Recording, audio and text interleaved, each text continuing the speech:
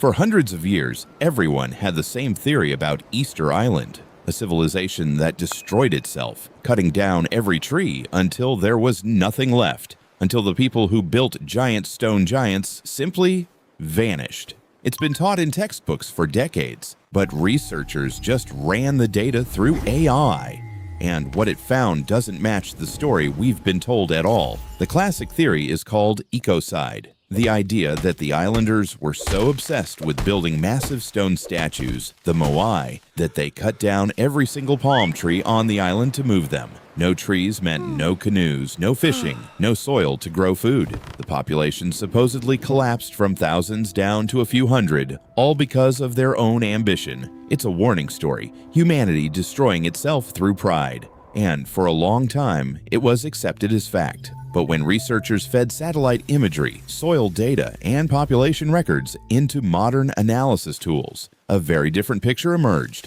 The population never crashed the way the old theory claimed. Instead of a sudden collapse, the data shows something almost the opposite. A small, stable population that had actually adapted incredibly well to a harsh, isolated environment. They'd developed rock gardening techniques to protect crops from wind and salt. They weren't a society that destroyed itself through recklessness. They were one of the most resourceful, sustainable populations in the Pacific.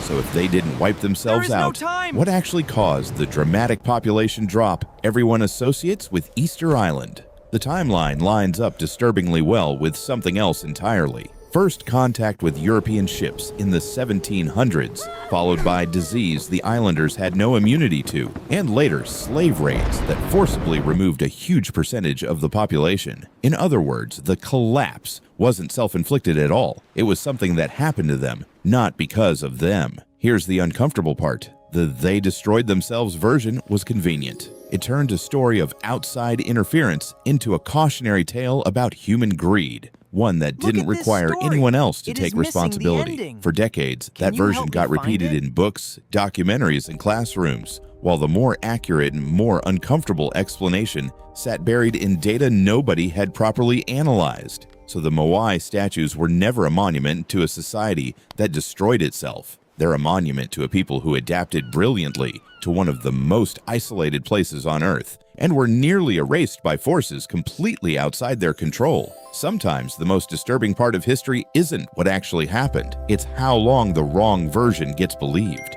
If this changed how you see Easter Island, subscribe to Hypothetical Vault. More hidden truths are coming.